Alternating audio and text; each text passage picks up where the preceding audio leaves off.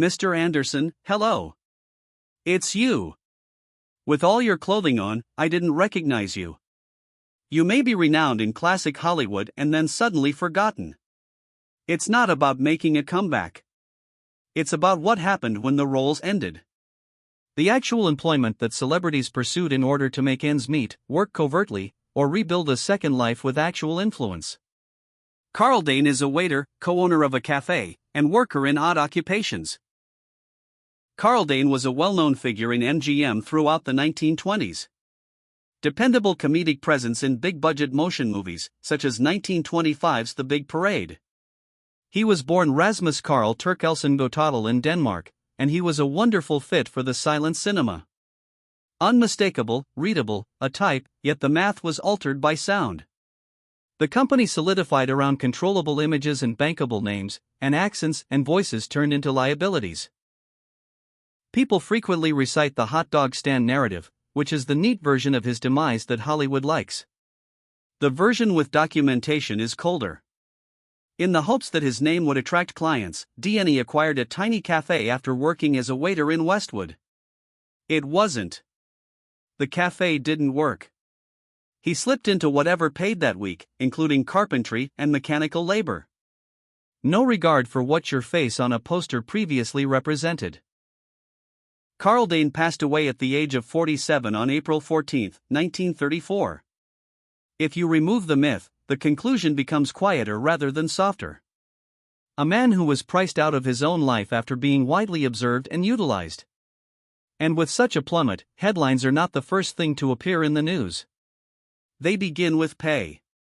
Louise Brooks was a copywriter, department store salesperson, and survivor. The future appeared to be Louise Brooks in the movie. It felt decades ahead. It was sharp, modern, and unreadable. However, the sector failed to pay out in advance. It rewarded manageability and obedience, both of which Brooks opposed. Her afterlife, when work fell apart, was pragmatic rather than poetic. This documentary detail is so commonplace that it hits home like a punch. As Brooks subsequently recounted, she began working as a salesgirl at Saks FTH Avenue in Manhattan in July 1946, making $40 per week doing nothing but shifts, counters, and clients who frequently didn't know who she was. Later on, she was found again and reframed as an icon. However, the underlying math remains unchanged despite this late regard. It wasn't insurance, fame. It was a provisional salary.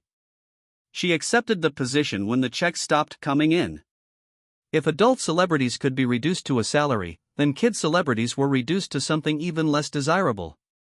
Everyone shared this memory, with the exception of the child who had to mature. Writer, historian, manager, clerk, switchboard operator, and baby Peggy. One of the most well-known child performers of the silent era was Diana Sarah Carey as baby Peggy. She was well known enough to sell tickets while adults bargained over payment. Protections were also lacking, as was the case with many child stars of that era. Adult stakes, adult contracts, and an industry that moved on as soon as the brand became outdated.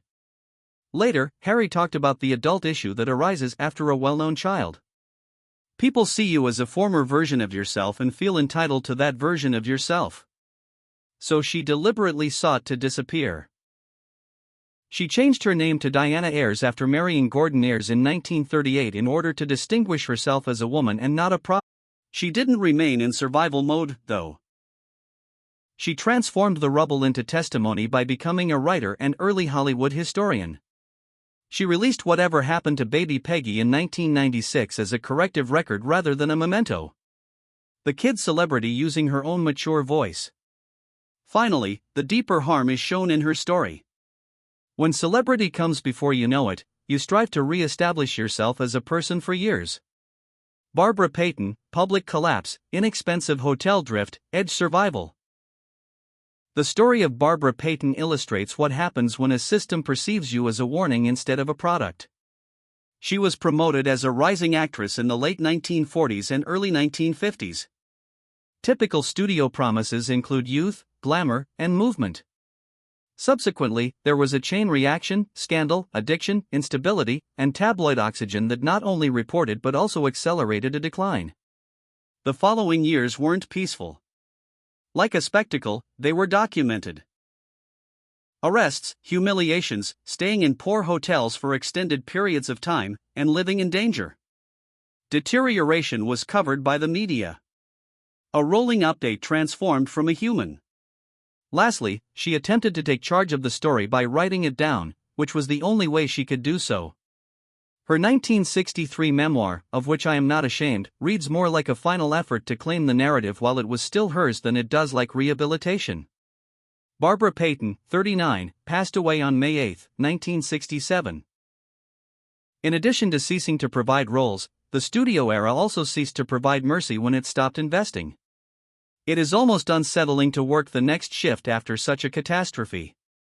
It's just the quiet of regular work returning, not a scandal or a show. Alice White, secretary. There was no mystique for Alice White as the spotlight narrowed. Gravity hit her. She began her career in Hollywood doing the least attractive job possible, clerical work. Before becoming well known during the flapper era. It is frequently stated that she started out as a secretary and script girl, working with director Isef von Sternberg, therefore she was familiar with the unseen jobs first. After that, the movies happened quickly. She was being marketed by the late 1920s as a vivacious, marketable movie star, the kind that the studios thought they could use indefinitely. Here, however, forever is never guaranteed. By 1937, her name was fading into the background of cast lists. Generally speaking, Flamingo Road 1949 is her last movie appearance. It isn't exotic, which is exactly what makes her after detail hit. After the screen was finished, she is frequently referred to as going back to work as a secretary. Without any fanfare, the same type of work she had known before to her celebrity came back. At the age of 78, she passed away in 1983, ending the circle as neatly as the business seldom permits. However, Hollywood has another ploy. You're not thrown out when it doesn't want you to be seen. You are kept in the background. Studio gag writer and uncredited comedy fixer Buster Keaton. Keaton wasn't merely a quiet celebrity. He was a film mechanic. His stardom fell apart, however, as the studio structure tightened control and his personal life worsened. What remained intact was the worth of his brain. He wasn't on the poster, but Hollywood still desired him. The record demonstrates how frigid the math might be by the mid-1930s, when he resumed employment.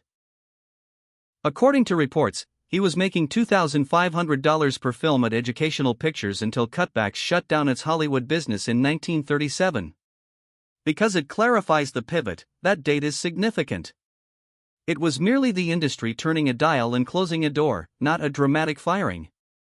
Keaton then went back to work as a humor writer for MGM. You are still inside the computer after the traditional downgrading. He provided content for the Marx Brothers' last MGM runs, The Big 1941, Go West 1940, and At the Circus 1939. Once a film engineer, he now marketed ideas into other people's films, frequently. Script girl, working with director Isef von Sternberg, therefore she was familiar with the unseen jobs first. After that, the movies happened quickly. She was being marketed by the late 1920s as a vivacious, marketable movie star, the kind that the studios thought they could use indefinitely. Here, however, forever is never guaranteed. By 1937, her name was fading into the background of cast lists. Generally speaking, Flamingo Road 1949 is her last movie appearance. It isn't exotic, which is exactly what makes her after detail hit. After the screen was finished, she is frequently referred to as going back to work as a secretary. Without any fanfare, the same type of work she had known before to her celebrity came back. At the age of 78, she passed away in 1983, ending the circle as neatly as the business seldom permits. However, Hollywood has another ploy. You're not thrown out when it doesn't want you to be seen. You are kept in the background. Studio gag writer and uncredited comedy fixer Buster Keaton. Keaton wasn't merely a quiet celebrity. He was a film mechanic. His stardom fell apart, however, as the studio structure tightened control and his personal life worsened. What remained intact was the worth of his brain. He wasn't on the poster, but Hollywood still desired him. The record demonstrates how frigid the math might be by the mid-1930s, when he resumed employment. According to reports, he was making $2,500 per film at Educational Pictures until Cutbacks shut down its Hollywood business in 1937. Because it clarifies the pivot, that date is significant. It was merely the industry turning a dial and closing a door, not a dramatic firing. Catan then went back to work as a humor writer for MGM. You are still inside the computer after the traditional downgrading. He provided content for the Marx Brothers' last MGM runs, The Big 1941, Go West 1940, and At the Circus 1939. Once a film engineer, he now marketed ideas into other people's films, frequently without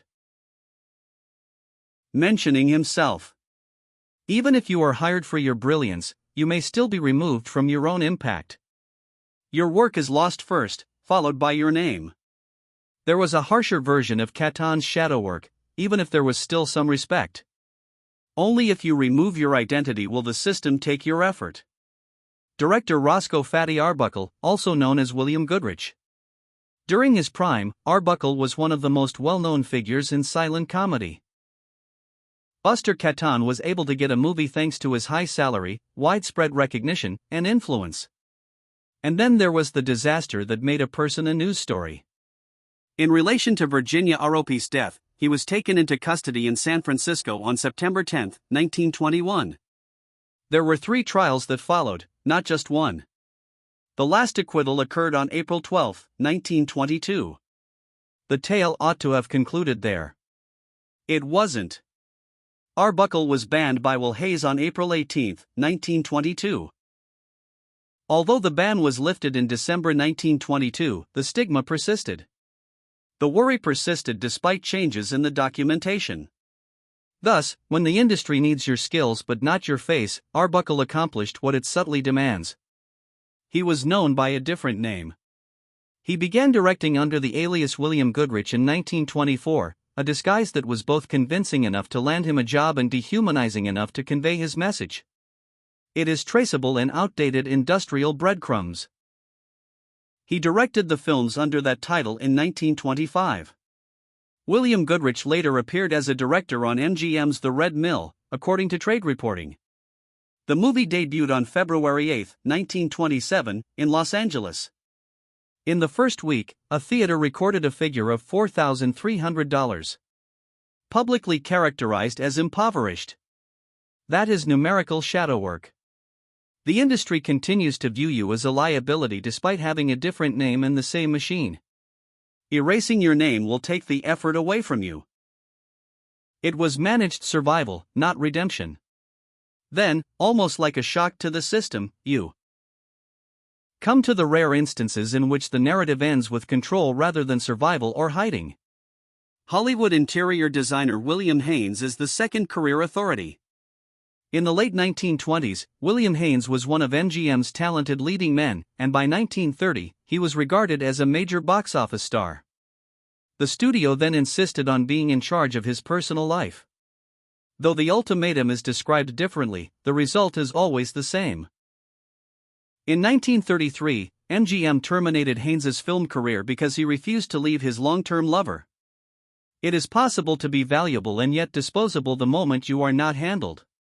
Because it is driven by talent rather than sympathy, what follows is one of Hollywood's most spectacular reinventions. He did not back down.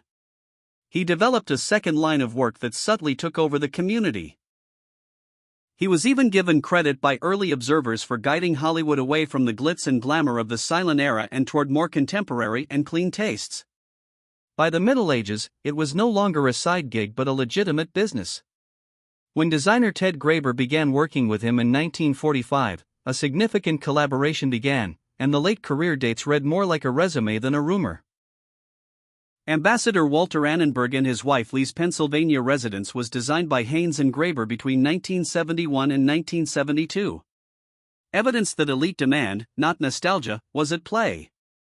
1973 saw Haynes's death. By that time, he had executed the most uncommon move on this list. Not just making it through the industry, but surpassing it. The camera turned him down. He was nevertheless hired by the wealthy. Privately, time and again, into the important rooms. That isn't a resurgence. That is leverage. A portion of the map is owned by real estate developer Corin Griffith. The orchid lady of the cinema, Corin Griffith, was promoted as the glitzy silent era star. However, her most long-lasting success came after she left the film industry and began to view celebrity as start-up capital. After investing and building up her fortune, she went from purchasing real estate to influencing it. She became strongly linked to commercial Four Corners holdings in Beverly Hills that were associated with her name. It also has an archival anchor. In September 1940, an exterior shot of the Corin Griffith stores at Beverly Drive and Charville Boulevard was taken. It is a timestamp rather than a tale. Scale, not just possession, was her power. A estimated $2.5 million offer for her commercial buildings in Beverly Hills was rejected by her by 1950.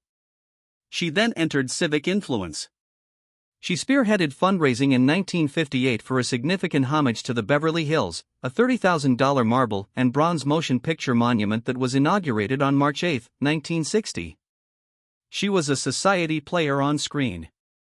Off-screen, she developed an ownership that transcends praise.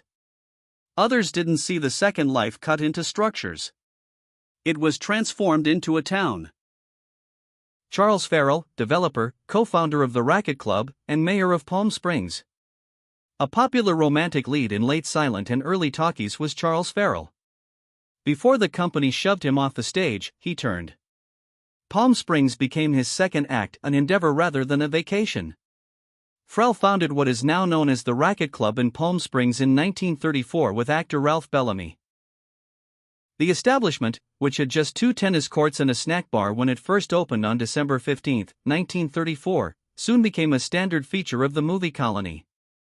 After the addition of a swimming pool in 1935, the building underwent outdated enlargement.